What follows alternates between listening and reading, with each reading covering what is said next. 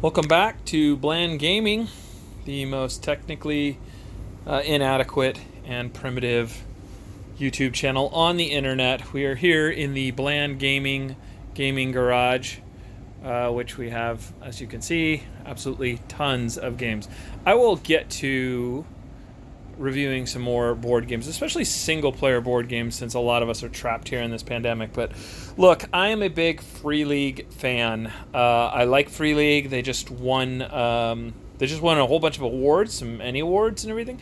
Look, we cannot talk about Free League games without talking about Mutant Year Zero. And the reason why Mutant Year Zero is so significant in the world of Free League is because the rule set, the rule system, is called the Year Zero engine, and this is the system which really started it all. There are so many cool things that are going on with Mutant Year Zero, and I kind of want to give you all a taste of it. And give you some ideas about what it's all about and the things that I think are absolutely brilliant about this setting. But first of all, the beer of the day today is Spaten Optimator. You guys thought I was going to say Irish Death, but I in fact am saying it's time for some German beer here today. It's about 90 degrees outside where I live, and I'm in my garage, which actually stays pretty cool. So hopefully I will not be sweating too much here. If you like this video, please give it a like, and I will be releasing gaming reviews as well as some GMing tips. As I've said in my previous videos, I'm not a player, I am a GM. I prefer to GM. I like making up my own stories, and I like using the stories of the settings and then adding what I call the sauce or the gravy. The meat and potatoes of a lot of these adventures are really great, and I love kind of spicing them up. But anyway, let's talk about Mutant Year Zero. Okay, so I'm old. I think we've gone over that in my past few videos, and I was a big fan of, again, here at the Bland Gaming Studio, we have a tendency to get interrupted from time to time. However, this time it is not a child, it is not a dog, it is Mrs. Bland Gaming, who is doing chores out here in the garage. But it's okay. Anyway, so that's the thing too, is have a good healthy family life outside of your gaming, everybody. Okay, so Mutant Year Zero. I'm old, okay? And I used to play back in the day a lot of the original Dungeons & Dragons, and then we played Star Frontiers, and we played this game called Gamma World, okay? And this was made by TSR. And it is a post-apocalyptic setting. Me and my friends, I was probably, 11 or 12 years old when I was playing it. We loved it. Okay, so my interest in Mutant Year Zero started, of all things,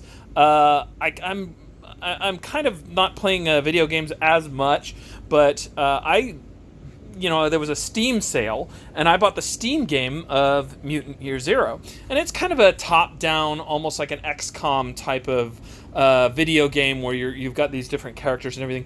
Anyway, I just loved the music, I loved the feel of the game, I loved the setting, and I just said to myself, geez, I gotta check this out. I gotta check out this role-playing game and see what it's all about.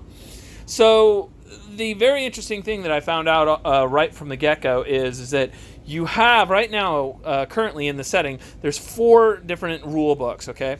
So there's the initial rule book here, in which the players play actual mutants, like humanoid type of mutants. And then their second book that they released is GenLab Alpha. Now, this one is that the players are genetically altered animals, like anthropomorphic animals.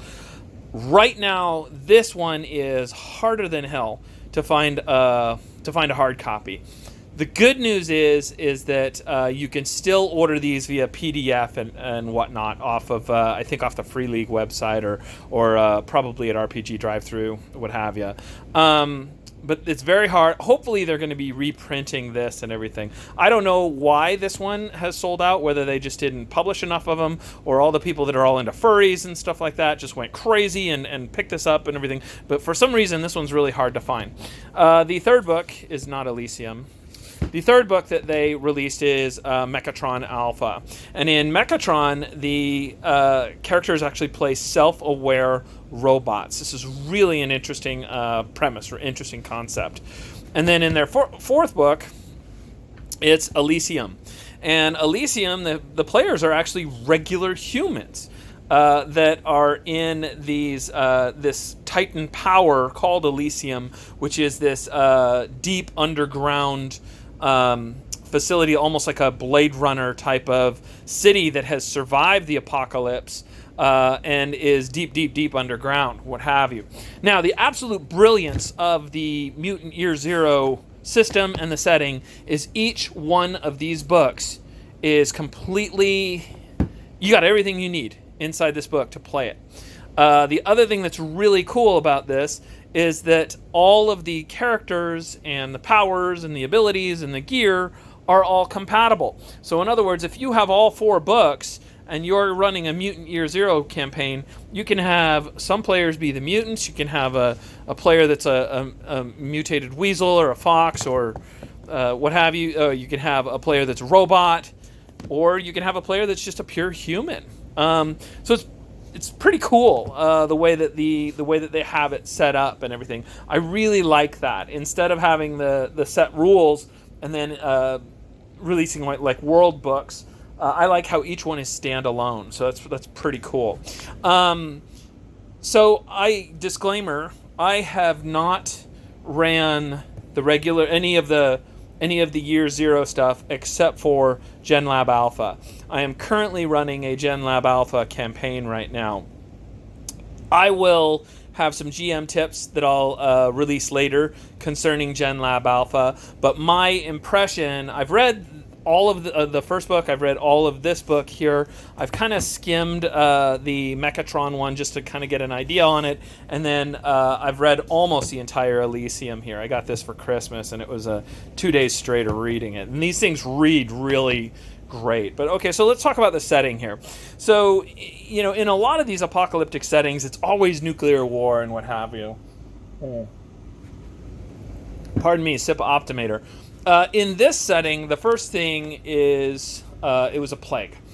So this plague comes out and it wipes out humanity, the majority of humanity, and just society starts crumbling and people are just dying by, the hundreds of thousands. So the rich, the powerful, the resourceful, whatever, the governments of the world, they form into these enclaves where they go and they hide. And they kind of live underground, almost like these arcs kind of things and stuff. And there's one of them that's at the bottom of the ocean. There's one of them that is up in space. There's one of them that's deep underground or what have you. And so what happens is the survivors of this plague form into what's called the Titan powers. And it is the underground kind of survivors, rebirth of humanity. And technology starts increasing. Technology starts really, they start developing beam weapons and they have nuclear weapons or what have you. Well, of course, it's only a matter of time before these Titan powers start waging war on each other. So this war happens between the last humans on Earth, and of course it goes nuclear, and basically the entire world is now just a complete wasteland, and that is where the Year Zero setting starts. So you do have things like you can walk up and search a Volkswagen Beetle that's sitting there on the side of the road, but yet there's also robots that are running around and things like that. So that is a result of the Titan power stuff. So all of this stuff takes place after the fall of the Titan powers, after the Titan wars and what have you. Like I said, in this setting here, this is all about you live in what's called an arc, and the arc can be anything. It's so cool that you can, as a group, you get together, and if you've seen my Coriolis review, it's a lot like that, where you get together as a group, and then you decide, okay, well, what do we want our arc to be? Because an arc is it's kind of like a fortress of survivors, and it's survivors maybe ranging from anywhere from 100 to 200, I don't know, 300 survivors, right? And you can, as your group, you can make up whatever you want. You can say, okay, we're an arc that has converted a football stadium into or it's an ocean liner that's grounded, or an aircraft carrier that's sitting in the middle of the desert and everything. That is your arc. It doesn't matter. I mean, you can come up with whatever ideas. Whatever you're only limited by your imagination. It's so cool. So anyway, so the players in the original setting here, they're members of this arc, and food is dwindling. And everybody in the arc has mutant powers. Okay, so they're humanoid type of characters, and then there's a wonderful list of mutant powers that you can choose from, what have you. I won't get too far into that today, but in this, your characters are called they're called stalkers, I think is what they're called, and they go out into the wasteland and they forage for food and technology and whatever they can find from the ancients, and then bring it back to the Ark. This comes with a campaign that you play. All of Free League games seem to have this underlying theme of the campaign that you play actually changes the setting, and this one is no different. So I'm not going to include any spoilers in this and whatnot, but as you're playing through this campaign, your arc has an elder who is who's an old and aging a regular human, and you kind of start to figure out what happened and where all the mutants came from and how that whole thing started and whatnot. The thing that is brilliant about this game is just the foraging aspect, the trying to find gear, looking in the ruins, and then of course you're out in the ruins themselves. There's a wonderful monster compendium. Then there's like what's called the zone ghouls, which are all these almost like cannibalistic, pale, very reminiscent of the I Am Legend type of zombies and what have you. And you've got gangs, and there's all sorts of gangs and roving marauders and stuff that are very reminiscent of Mad Max and everything. This one really has the Mad Max kind of feel to it and everything, but it's very cool. I have not run this one. My 15-year-old son runs the crap out of this, though. He and his friends absolutely love it. And they've never role-played before. His friends had never role-played at all. My son had been exposed to it, obviously, because I'm raising him right. And so he started GMing this with his friends, and they love it. Okay, so that comes to GenLab Alpha. This is the one that I'm running. I will get into detail about this because primarily that's what the video is going to be about. But in this one, this takes place in like a national park. Doesn't specify whichever one you want, but you could have it be Crater Lake, you could have it be Glacier, whatever. But it takes place in a national park with some mountains around it. And the story behind this is that the human beings are almost like godlike beings to the animals. They were the creators and whatnot. And so this national park is a Gen Lab. It's Gen Lab Alpha is what it's called. And it's fenced off. The animals are not allowed to leave. And there are automated robots, even self-intelligent robots, that are holding the animals there. And so the premise behind it is that the humans created the animals to be their children or what have you. And the robots were assisting the humans in kind of forming the animals and in this huge almost reserve and what have you. And then one day the humans just stopped coming. And so the robots have just kind of taken over on their own, and they've continued to be the animals call them the Watchers because they make sure that the animals don't get out of the electric fence or whatever. And then inside the park, the animals have formed into tribes. And the tribes are very tribal in the sense that there are certain territories, their territoriality, there are certain rivalries that are going between the different animals and what have you. Some of the animals are collaborators and cooperators with the Watchers, like mainly the dogs. Or the dog tribe is very much collaborators, and they cooperate with the robots. Some of the animals are in outright rebellion and they want to get out and everything. So The rabbits are the ones that really kind of come to mind in this one here. This also, you get this gorgeous map of the valley here. This is what the valley looks like with all of the different tribes that are in there. And let's just kind of show you some of the interior art. The interior art has almost like a comic book kind of feel to it. It's pretty nice. So anyway, in this setting, all of the characters are, and you got the different classes and these classes again are different than the classes in the other book, but they're compatible. So in other words, you could, in theory, use a mutant character from this book and make them a hunter and use this template for them. It's pretty cool.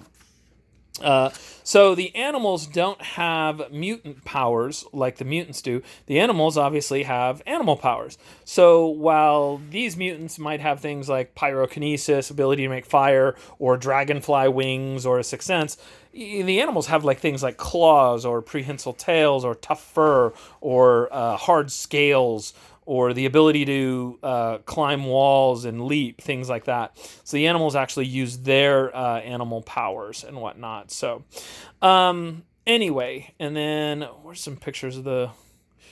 I don't want to get into the campaign here. I don't want to give you guys any spoilers. So there are artifacts in Gen Lab Alpha, but because, think of it this way, if you were in the ruins of, say, a large metropolitan city like New York, like from the first book, then you're going to have a lot more gear and a lot more artifacts available to you than if you are pecking around ranger stations and things like that.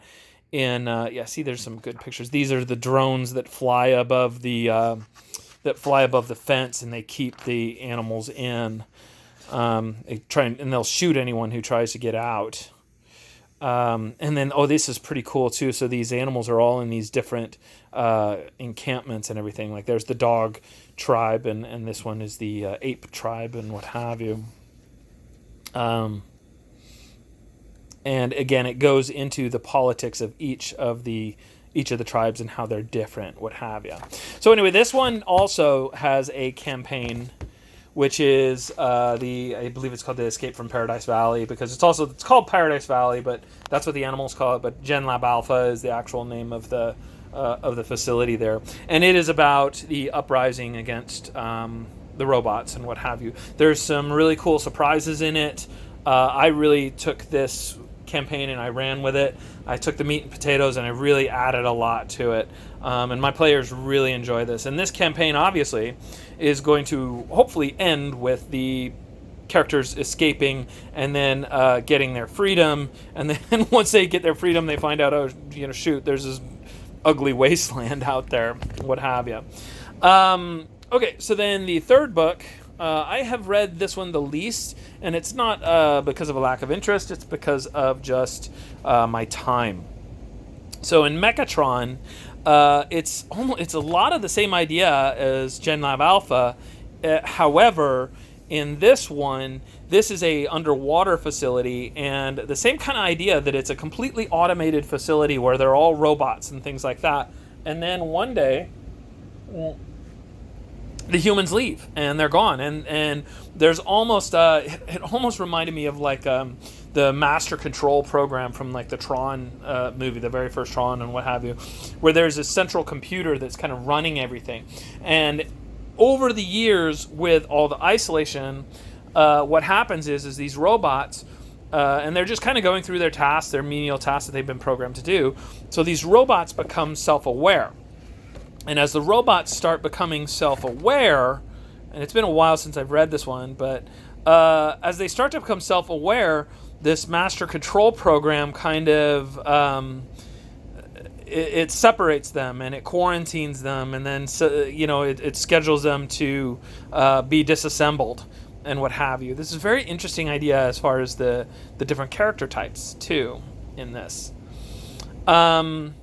But anyway, this one also has a campaign to it. I have not read the entire campaign, but just from skimming it, from what I've read in this, it involves very much the same kind of idea, where it is about an uprising, which happens with these intelligent robots and what have you.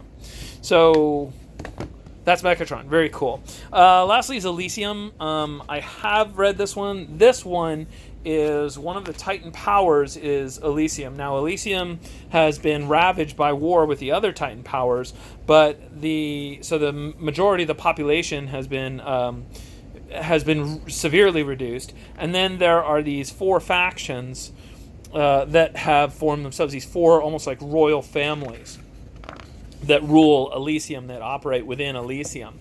And the really cool idea behind this, for a post-apocalyptic game, this one's really cool because I love the idea of these 4 families. And each one of these 4 families, the Warburgs, the Fortescue, Morning Star, and the Kilgore, all 4 of these, when you're making your characters and everything, if you make a group of 4 players, one person has to be from one royal family. And so it's kind of like what happens is the players are these Judicators, which are like these troubleshooters, and they go out and they keep the peace, and they're almost like the Judge Dredd type of guys. And in order to maintain the balance of power between the 4 major families, then what they have done is they have one representative from each family forming into these troubleshooting teams. Okay. So what's cool about this game is that each player, like if you're playing a game with 4 players, you guys have to decide who's going to be from which family. And each one of the families gives certain perks and bonuses and what have you to the way that you have to wear a certain color and what have you. And the way that they do things, the way that your skill bonuses, the gear that you have and everything. Also what your specialties are. Like one family is more militaristic, so they're better fighters. One family is the technical family, so they're very good at using tech and things like that. The really cool thing about this, though, is that although these 4, the way that the game is designed, although the 4 players, the member of the troubleshooting team, have to work together, each player has a secret motivations and they have their loyalties to their families, and each one of the goals of all these 4 families can be opposing to each other. So even though the players will be working together on a main story arc, they are actually going to be secretly working against each other, and it almost creates like this Game of Thrones type of feel to it. Now, there's no mutant powers, and there's no. I didn't even say in Mechatron. In Mechatron, you're picking up programs and little components that you add to yourself. It's because you don't have the mutant powers, the animal powers. And in this one, there are cybernetics, but really, in this one here, the characters are very well equipped because they're within the cities, the deep underground cities of Elysium are very Blade Runner-esque as far as it reminds me of it. Now, this also has a long campaign in it, which is a world-changing campaign, and it changes the nature of Elysium forever. So I really liked this one. This one, I don't know. I mean, it's tough for me to say which one's my favorite.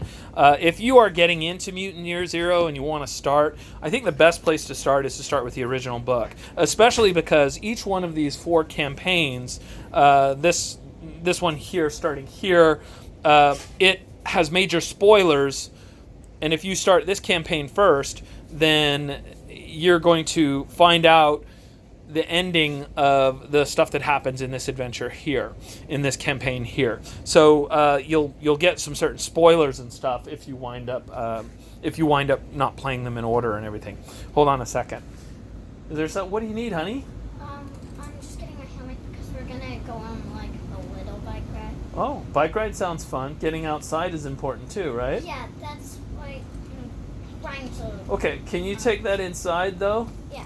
That's awesome because I feel silly talking to all the gamers and everything with you standing right behind me. So, Okay, that's Bland Gaming. We're keeping it real here. Okay, so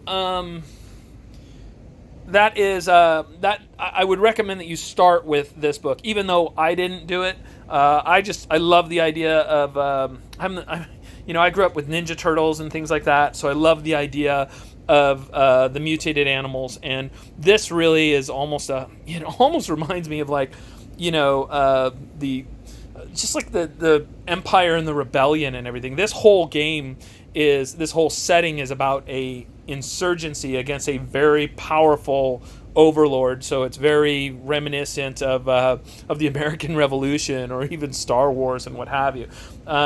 This one's really cool. Again, okay, my group has really been enjoying this one here. Okay, so let's talk about the mechanics of it really quick on how this works. So in Mutant Year Zero, like with our animals, for instance, here, what you have, and this is the same for almost all of their systems here. Let's see, let's grab ourselves a character sheet so I can show you how it works. Here we go. Okay, so it's a pretty streamlined system. And that's what really drew me to the Free League games and everything. So you'll have something like, you'll have your strength, and then your agility, your wits, and your instinct. And then you also have your skills underneath it, which are, it'll tell you what the skill is, like force, for instance. And then it's a sub-skill of strength, right? And then you can also add gear and everything. So the way that it works is a 6 is a success, right? So let's say that I wanted to force open a door, right? And we'll say that the door is of regular strength, and the GM just determines that I just need 1 success. So my strength is going to be between 1 and 5, okay? And let's say that I'm of average strength, so let's say 3. So I take out these three attribute dice right there. And on the attribute dice, you'll have a mutant symbol, and then you'll have a 6, which is your nuclear symbols to indicate success. And then you'll use your skill dice, and whatever the skill is. So let's say that again, we're trying to force open a door. Let's say that my guy is a mutant bear, right? So he's a pretty big guy, right? So he's maybe got a 2 in there, so we could add 2 of those dice, right? And then what you would do is you'd go ahead and roll these dice all together, and you just need 1 6 in order to succeed. And right here, I rolled 2 6s, and then I also rolled a 1 here.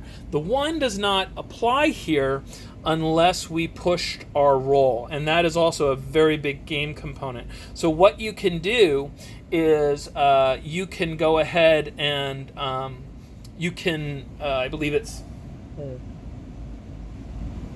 pardon me, taking a drink here, keeping it real. With the pushing of the roll, you can get what's in this game, you get what's called a feral point.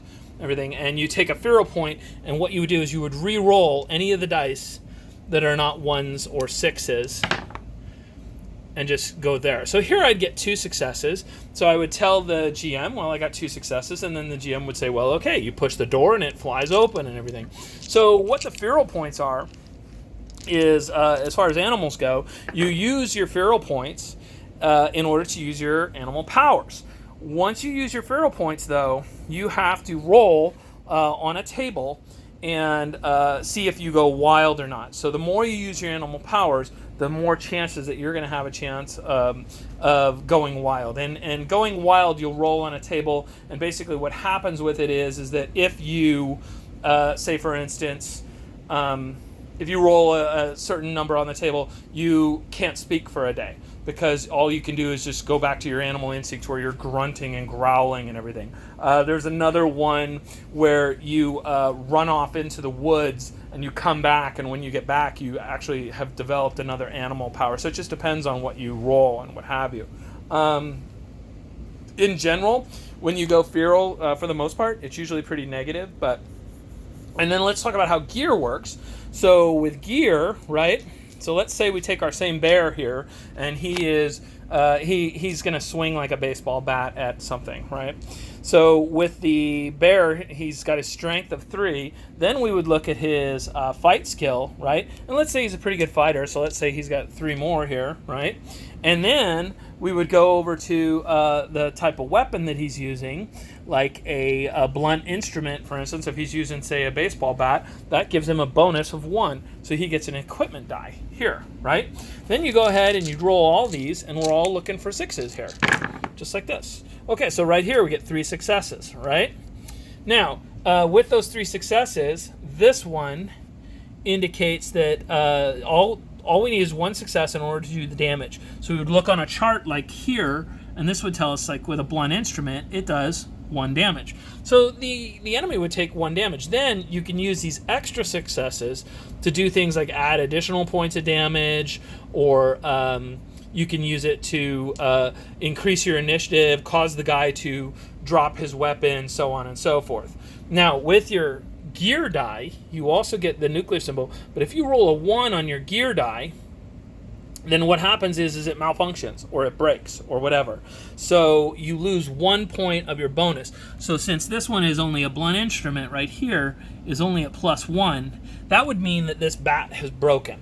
But have no fear, because if you have Tinkerer classes, or what they're called gearheads and everything, they can actually repair your gear. But like, let's say, for instance, that it wasn't a blunt instrument that we were using. Let's say that we were using a machete here, right? So the machete has a +2. So if, let's just say I had rolled 2 of these here, like this, right? What this does is this means that the machete is damaged, but it's still usable. I lose 1 of the bonuses. So in other words, from now on, the machete would only be +1 until I got it fixed, until it was repaired and everything.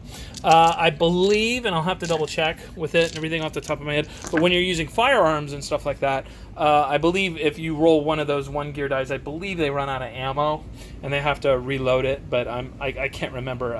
I play so many of these Year Zero engine games and everything that sometimes I get the rules mixed up. If you've seen my Alien video, you can see that I got the rules all completely discombobulated. So that is the basic, though, of how this works. Now, I need to tell you that when we first started playing, me and my group, we just used 3 different sets of colored dice and everything. But once they re-released the dice, it got so easy, especially on their character sheets, because it shows you right here that this is the yellow dice, that this is the green dice, and then the black dice being your equipment and whatnot. So it got very easy for us to realize that, all right, you know, it color-coded it, and you know, they're very nice dice. I like them, and I'm always a big fan of the stylized stuff and everything. So anyway, that is that's Mutant Year Zero in a nutshell. The other thing that the GM screen, it is handy. It's got some nice things on it as far as like having the gear and then some of the combat tables and everything, but it is really more for the perspective of this one here, of the very first game, the role-playing at the end of days and everything. So is this absolutely necessary? I don't know if it's absolutely necessary, but I will say that I do like having the screen there, and then I like seeing some of the artifacts. I use some of the artifacts from the first book here in my setting here. The maps you can buy separately. The maps themselves, like this is the one for GenLab Alpha, and I always like putting maps in front of my players. They're not that big, but it's still a very cool visual to have for your players. And I'm sorry, this one's kind of getting some glare here from my very bright garage and everything. So on one side you have a map of the Paradise Valley, and then if you flip it over, the cool thing is that each one of the tribes lives in a habitat, and it has little maps of each of the habitats of where the tribes live and what have you. So that is Mutant Year Zero in a nutshell. It is, again, it's kind of the crown jewel, I think, in the... Well, I don't know if it's crown jewel as much as like if it's their best game, but it is definitely the one that started it all. There are so many... The greatest strength of this game, the thing that I really like about it, is there is so much going on here. You can make... Your story arcs can go anywhere, and it's such a rich and developed world. I like the variance between the characters too. I like the fact that you can... It doesn't get ridiculous, where, okay, I'm going to be a gnome paladin or what have you. It doesn't get silly like that, but you do have a lot of options for making characters. Now, the only thing that I will say, because right now I'm only running one campaign, and in my one campaign everybody's playing an animal right now. The one thing I will say is I have read, and if you're a GM and you've experienced this online, please include your comments down at the end of the video here. But I have seen people say that the robots have a tendency to be overpowered. So when you're making... So there's a character balance issue. When you have players that are playing, my recommendation to you is if you have that one player that always boosts his stats and he likes to be a combat machine, I would recommend that you steer him away from the robot, because otherwise he's going to be very overpowered and the other characters are going to feel a lot less useful with the powerful robot characters and everything. I would really like to, if I was running a multi-racial campaign here, I would want to see like almost like the Commander Data type of character, the android that wants to be human or wants to understand feelings, very much like this picture here where he's like looking at the skull and he's going, this was so long ago, what have you. But anyway, that is Mutant Year Zero in a nutshell. Oh, and then they also, I do have these world books. As a matter of fact, actually, these are my 15-year-olds. But you can buy these different world books, and these are mainly these compendiums. They're called zone compendiums. They are mainly from the perspective of the first game, but it has some very good area type, open sandbox area adventure ideas and everything that you can run with. The setting has also come out with what's called the White Death. And the White Death is a campaign book. I do not have it yet. I definitely am planning on picking it up at some point. But the White Death is a big, huge, hardcover campaign book. And it is a campaign book that is designed to be played when all four of these have been ran. So it's kind of like all four of the factions have to kind of work together in order to face this like global threat and what have you. I haven't read it yet. That's just what I read off the back of it, but it's gotten some very good reviews and has some really good traction among the Mutant Year Zero community. Anyway, hey, thanks for watching. Please tune in for, I will have, coming soon here, I will have my GM tips. It'll be filled with spoilers. As far as if you're getting ready to run GenLab Alpha, I would love to give you some advice and tell you some things that I did in this campaign that's really working for me. I'm also getting ready to do a GM's Guide for Coriolis as well, and then I am also currently reading Vaesen, so expect a review of the Vaesen role-playing game here soon. And I have been meaning to do some reviews of some single-player board games that you can play during the pandemic. So anyway, until then, thanks for watching the most boring and technically inept internet channel out there. This is Bland Gaming telling you to stay healthy and to try and keep yourself entertained. Catch up on your reading. Thanks for watching.